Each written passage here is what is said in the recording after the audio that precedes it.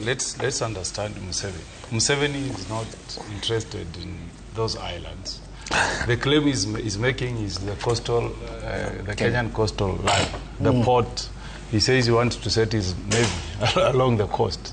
And you know, we need to be brutally honest to Museveni and tell him under international law. You know, in law there is what we call international law of the sea. Yes. Let him wake up to the reality that Uganda is a landlocked country. Yes. And under international law, there are, you know, there are obligations that belong to Kenya and the obligations that belong to Uganda.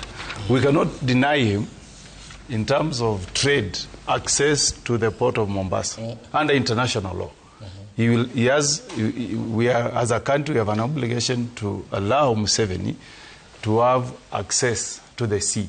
But what he can't get is like wanting to annex Kenya and get like his direct territorial access to the coast. I mean, that would be a declaration of war. And you know, let's also be good students of history. You know, countries have fought to control coastlines.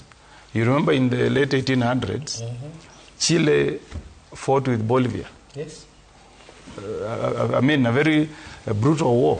Finally, they kicked Bolivia off the coastal line. Now, what did Bolivia do after that? They realized, under international law, the only way to survive is to seek and have a treaty with another friendly country. So it entered into a treaty with Peru so that it can have a port that can allow it do trade. Okay? Now, even you mentioned about countries that are landlocked. How is Ethiopia operating with Djibouti?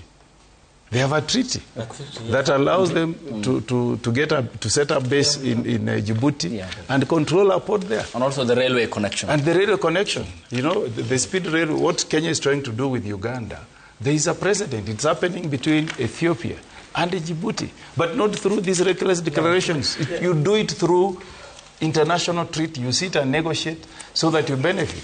You can even do a lease. He doesn't need to go to the French. He can talk to us. We can... If we economically, we think that as a country we are going to benefit, we can even allow him to lease some portion of Mombasa or Lamu, whatever it is. That's what Zambia has done. With Tanzania. Yes. Tanzania, yes. Yeah. So really, in fact, they've even done it with even with Namibia. They have a dry port. So the options that Museveni has is to be diplomatic.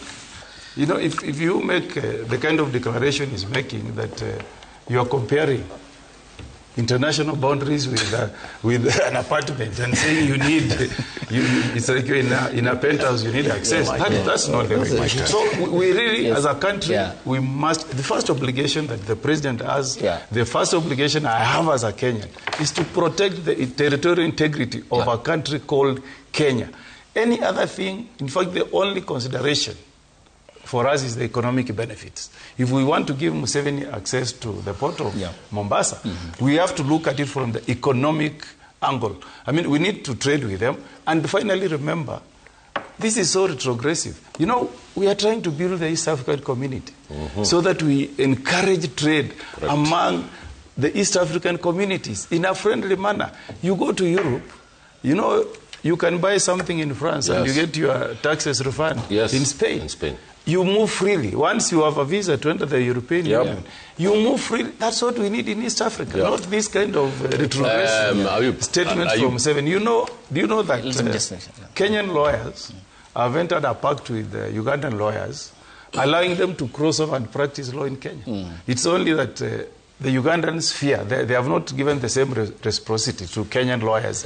And that is, if we are looking at building a strong economic base for the East African community, that is the debate we should be having. Not saying that you want to come and set a naval base in Mombasa. I'm telling you, whatever way you look at it, that is a declaration of war. If you want to tell Kenya that Uganda is coming to set up a naval base in Mombasa, that can provoke war between these two countries.